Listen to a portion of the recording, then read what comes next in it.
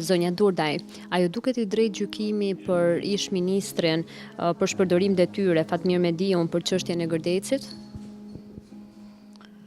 Me këtë vepër që ka çuar ajo për shpërdorim detyre, unë nuk jam dakord, sepse shpërdorimi detyrës vazhdon me pasojë vdekjen e 26 personave, plus shkatrimet e gjitha, por duhet marrë përgjegjësi për 26 jetët e humbura. Ndaj nuk jam dakord me prokurorin me këtë akuzë që ka çuar në gjykim për gjykim. Sipas jush, cila do të ishte e drejta për të gjykuar? E drejta për të gjykuar me akuzën e vrasjes. Kjo është ajo që unë kërkoj, sepse janë 26 jetë të humbura. Dhe të gjitha përfunduan me një shpërdorim detyre.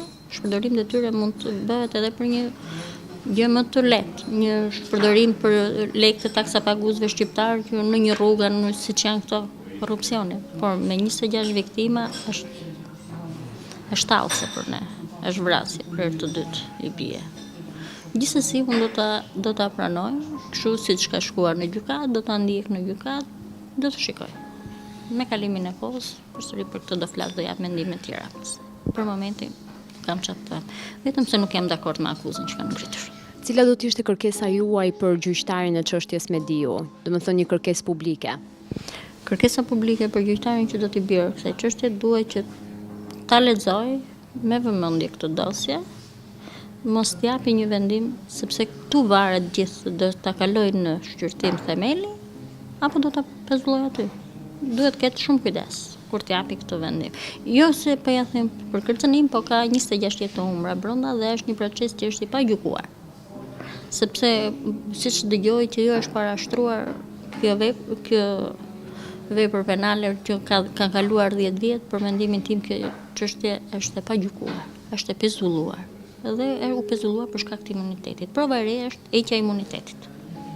Sepse unë kam bërë një betejë të gjatë për imunitetin, duke filluar që nga 2012 në të gjitha dhe gjithë institucionet shtetërore që kanë qenë atëherë në atë kohë kanë lozur rolin e pikpongut, jo I takon prokurorisë së përgjithshme, jo I takon prokurorisë së Ranës ku ka ndodhur ngjarje.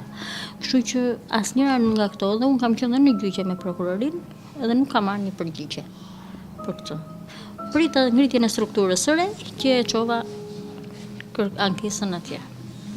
Kjo është e gjitha ajo, që duhet ta shikoj me shumë vëmendje, sepse pata dhe një proces para, që gjyqtari shkallës parë e pranoi që nuk e pranoi kërkesën tonë, me fjalë është parashtruar si vepër.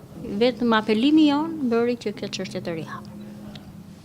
Po banorët e tjerë që janë të prekur nga kjo tragjedia, I ndjekin dhe ata çështjen njëjtë si juve? Familjarët janë gjithë me mua. Pavarësisht mundësive që kanë për ta ndjekur apo për të ecur, por jemi të gjithë bashkë për këtë.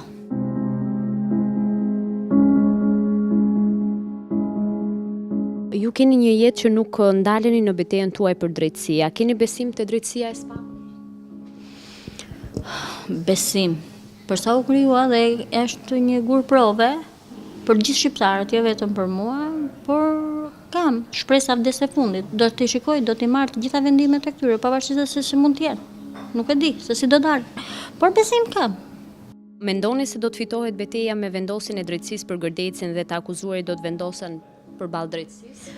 Këtë shpresoj, që të vendosen fajtorët para drejtësisë, marrin përgjegjësi për çfarë kanë bërë dhe të bëjnë shpërblimin e këtyre dëmit që kanë shkaktuar.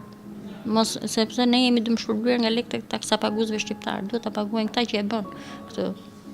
Atëherë do kemi shtet, nëse çdo njeri për gabimin që bën paguan vet, atëherë them që do mendohen 2 herë, nuk do ta bëjnë më siç e bën. Nuk kam kujt I bëj thirrje dhe kërkesë publike përveç letrave që kam dërguar dhe pres gjykimin e kësaj çështje, nuk kam kujt I drejtohem askujt. Pres këto institucione që kemi duke I respektuar të gjitha, do marr vendimet e atyre. Me marrjen e vendimeve do flas. Nuk kam kujt I drejtohem. Asnjë.